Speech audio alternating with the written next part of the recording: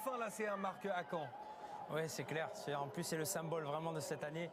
Momo qui a vécu un début de saison difficile. Et là, avec la blessure de Gédéon, il se retrouve à jouer à un nouveau poste pour lui. Et il est extraordinaire en ce moment et il marque, c'est parfait. Restons sur ces deux images. À gauche de l'écran, c'est l'AC Ajaccio qui mène à Caen 1-0. À droite de l'écran, Lorient mène 2-1 contre Nancy. Et depuis ce but du 2-1 d'Oumoud Bozok, Clément, c'est le feu. Jean-Louis Garcia a été expulsé notamment et là ça continue.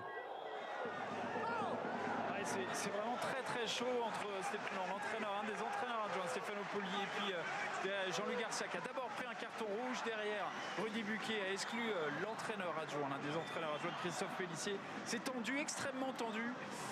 C'est très compliqué là sur le bord terrain. Vous pouvez gâter sur ce bord terrain.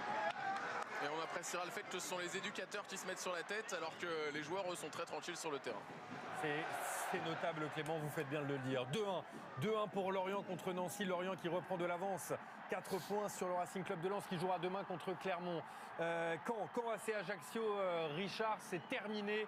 Le succès de l'ACA sur le score d'1-0. Ça joue sur toutes les autres pelouses, y compris à Valenciennes.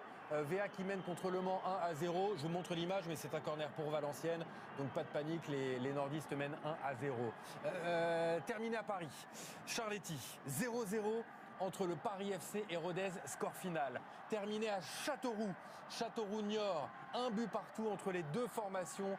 11 Niortais pour la première de Franck Passy ont tenu tête à 10 Niortais à 11 Castelroussin. Franck Passy qui a été expulsé à la mi-temps. Terminé à Auxerre-Sochaux, le score final 2-1 pour l'AGIA. Terminé à Valenciennes également, la victoire du VAFC 1-0 sur sa pelouse face au Mans. Si mes comptes sont bons, Valenciennes va intégrer le top 5. Il reste combien de matchs? À gauche de l'écran, Lorient-Nancy. À droite, vous allez voir apparaître Grenoble-Chambly. Il ne reste que quelques secondes. Eric, rapidement. Avec la sortie de Simon Pont-Demé, il aurait été bon, Simon Pont-Demé, ce soir. Les deux équipes ont tout tenté, beaucoup plus qu'en première période dans cette deuxième mi-temps, notamment Chambly dans les dernières minutes, avec une grosse occasion pour El Riti, la volée au-dessus, mais 0-0. Les dernières secondes dans la confusion à Lorient, Clément.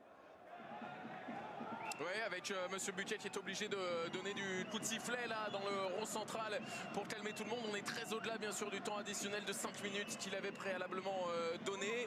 Depuis, il y a eu le but de Bozok, depuis il y a eu les échauffourées entre les bancs.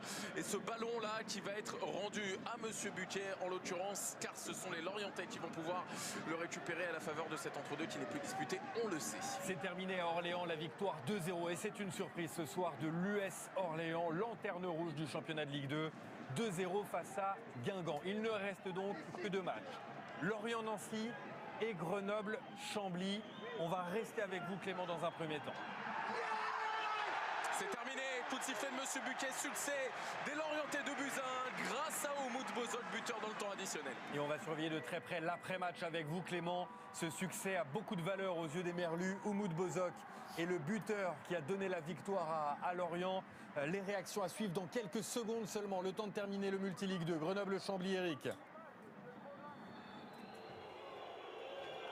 Ah ben c'est terminé. C'est terminé entre Grenoble et Chambly également, 0-0. Score final entre les deux formations. Ce Multiligue 2 était incroyablement rythmé.